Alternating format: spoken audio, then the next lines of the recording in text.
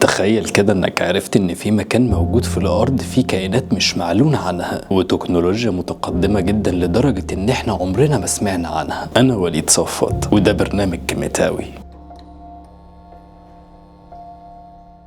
مكان ممكن يكون خرافة أو ممكن يكون الحقيقة اللي الحكومات بتحاول تخبيه عننا. قاعدة دولسي بيز، القاعدة السرية اللي بيقولوا إنها مش مجرد قاعدة عسكرية، لا دي سجن تحت الأرض وفيه كائنات غريبة وتجارب وراثية وتكنولوجيا متقدمة جدا مش موجودة أصلا من كوكبنا. طب هل القاعدة دي موجودة أصلا؟ ولو موجودة يا ترى إيه اللي بيحصل فيها؟ الحكاية بدأت في السبعينات لما بعض الباحثين بدأوا يتكلموا عن منشآت سرية موجودة تحت الأرض في أماكن معينة زي نيو مكسيكو، لكن الكلام زاد جدا بعد تصريحات المهندس فيليب شنايدر، المهندس اللي ادعى انه اشتغل مع الحكومة الامريكية في مشاريع سرية واللي صرح بكلام غير كل حاجة. فيليب شنايدر قال انه كان بيشتغل في مشروع حكومي لانشاء انفاق تحت الارض، لكنه اكتشف بعدها ان في شيء اخطر بكتير. القاعدة دي مش مجرد قاعدة عسكرية عادية، دي معمولة بعمق 7 ادوار تحت الارض، كل دور مخصص لحاجة غريبة. وبيقول ان الادوار الاخيرة اللي تحت اخطر بكتير.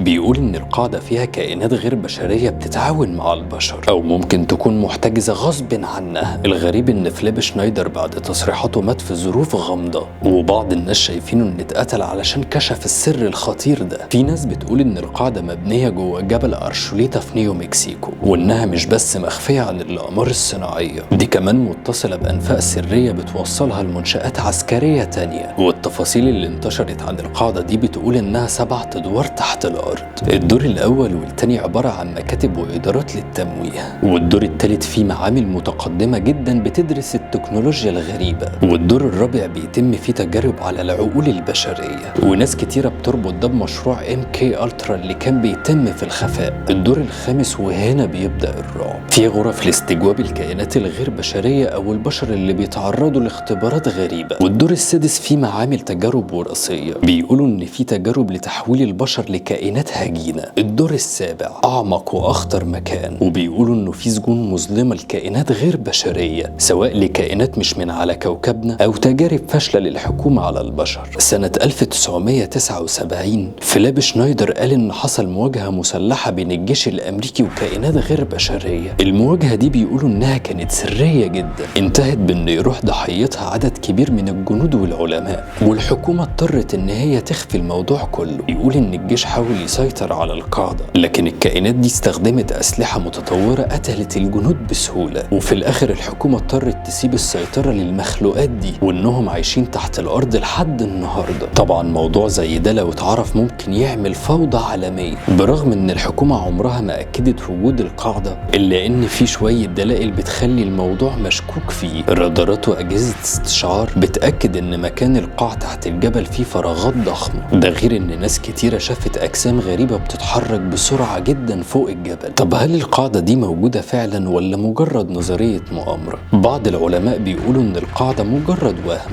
بسبب قصص نظريات المؤامرة، لكن الحكومة نفسها عمرها ما نفت الموضوع بشكل رسمي. بعد كل الكلام ده هل فعلا في قاعدة سرية تحت الأرض فيها تكنولوجيا مش في كوكبنا وكائنات غير بشرية، ولا دي مجرد قصة اتعملت علشان تخلينا نفضل نصدق قصص غريبة؟ أنا وليد صفوت وده برنامج كيميتاوي.